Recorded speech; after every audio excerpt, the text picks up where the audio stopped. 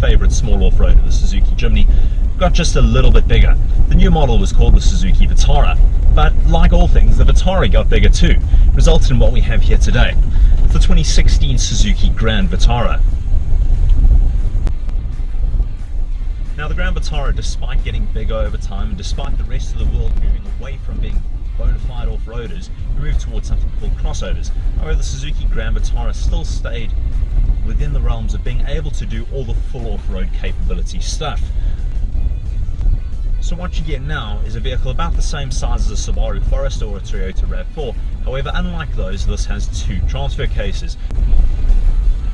The Suzuki Grand VItara does come with both high and low range gearboxes, which means it comes fully equipped to take on whatever road you may travel, even if there isn't really much of one left there. It does come standard with a diff lock too, which means that you really can go just about anywhere.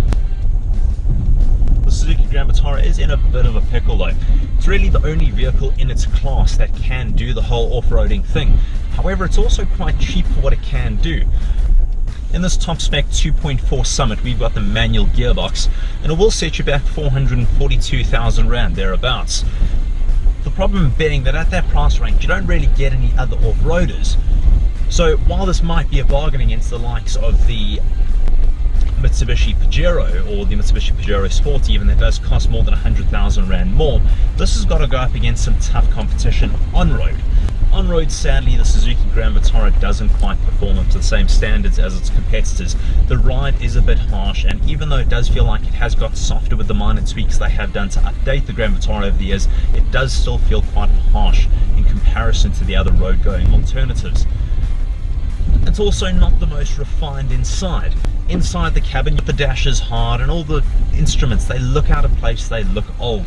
The one thing that Suzuki South Africa has done is they have retrofitted a Pioneer sound system. It is a touchscreen sound system. It does come with all the ancillaries you need. It's got Bluetooth, it's got a CD player, it's a touchscreen, it does even come with navigation. So Suzuki South Africa has gone some way to trying to improve the Grand VItara to bring it up to spec. And even though this aftermarket system is actually very good, it's probably a shining gem in the rest of interior that unfortunately I do feel lets them down a little bit in terms of the segment that they're playing in. That is the compromise you're going to have to make though when you are going to be driving a vehicle that, as much as it can do the on-road stuff, it is equipped fully to do all the off-roading work. In our experience, this Grand VItara is pretty damn capable when you take it off-road. It's not going to be a Jeep Wrangler, it's not going to try and take on a Jeep Wrangler. However, it can get most places where the Wrangler can get, and it can get most places where a lot of these pseudo off-roaders can't get. Suzuki Grand VItara has a 2.4 litre naturally aspirated petrol engine in whichever spec level you get it. Power output's quite healthy, 122 kilowatts and 225 newton meters. Not exactly the most powerful, but it gets you where you need to go both on and off-road. Power goes to all four wheels on a permanent basis, and as such it does get quite thirsty in terms of your fuel consumption without being able to disengage either the front or the rear axle. On the road, it's actually not too bad. If you're driving it around and you're nursing it a little bit, you're going to see figures of around 10 litres per 100 k's. Drive carefully and avoid traffic, and you can get it down into single digits. However, if you do see traffic on a regular basis, or if you do take the car off-roading often enough, you're going to see figures a lot closer to the 12 litres per 100 kilometre mark. Off-road is where the Suzuki Grand VItara really does come into its own element.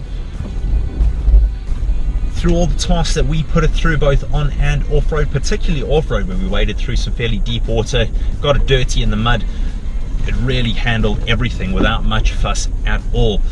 And I suppose that's the compromise you're making with the Suzuki Grand VItara. On-road, it's going to do everything you need it to. It's not going to be quite as plush or quite as friendly as some of the competitors, but the fact is, you're going to be able to take this where your competitors can't go. When the road gets really rough and your competitors have to stop, turn around or find alternate routes, the Grand VItara just digs in and says, yep, let's go. And I suppose at the end of the day, that's what Suzuki Grand VItara buyers are looking for. It's going to do everything you need it to, on-road, off-road, everywhere, without hurting your wallet.